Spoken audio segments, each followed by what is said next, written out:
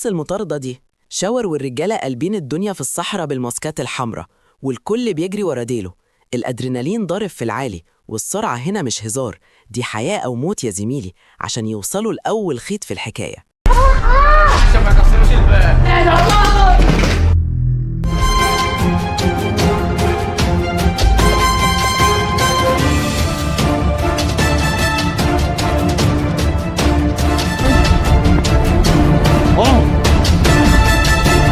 انتوا بتعملوا فينا كده؟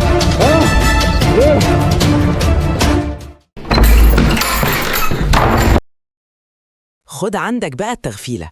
شاور دخل القفص الحديد وشايل الشنطة الحمراء في وسط الحراسة، القلب ميت مفيش كلام، ماشي وسطهم ولا كأنه في بيتهم، والجو مشحون لدرجة إن الهوا نفسه خايف يلمسهم. حركة صايعة ومحتاجة قلب حديد.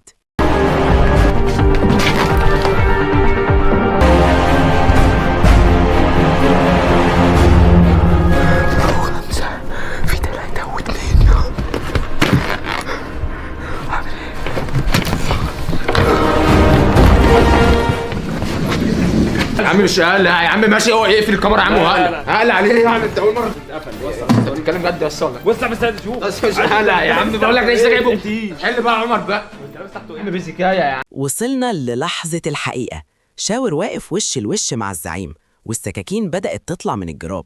بص نظرة العين دي مش تمثيل، دي نظرة هجيب حقي يعني هجيبه. هنا الكلام خلص والضرب هو اللي هيتكلم، والكل مستني يعرف مين اللي باع ومين اللي اشترى. عم انت عايز ايه؟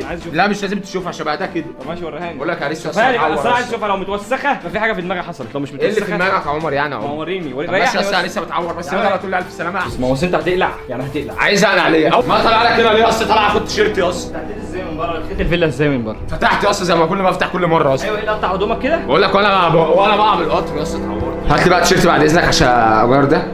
بس حلوه الحظاظات اللي انت لابسها في ايدك اللي فيها كور دي. بان اللي انت قطعت. ولا السلسله اللي في رقبتك هتاكل من رقبتك حته. بان اللي انت قطعت. التوتر هنا وصل لآخر ليفل، خناقة بين الصحاب وتخوين في عز الأزمة. لما الأعصاب بتسيب الكل بيبدأ يشك في ظله، وشاور بيحاول يلم الليلة قبل ما العصابة تبلعهم كلهم.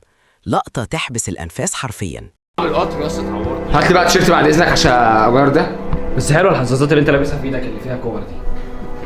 بان اللي انت قطعت. ولا السلسله اللي في رقبتك هتاكل من رقبتك حته. بان اللي انت قطعت يا سلام. صباح الفل. بعد اذنك بقى اوقف التصوير عشان اقول لك اللي دور. بس عني كده. بص يا يوسف مفيش غير انا وانت هنا دلوقتي ماشي؟ والله انا عايز بس اعرف مين معاك، انت ليه بتعمل كده؟ يا عم وقفت التصوير وقسما بالله احكي لك.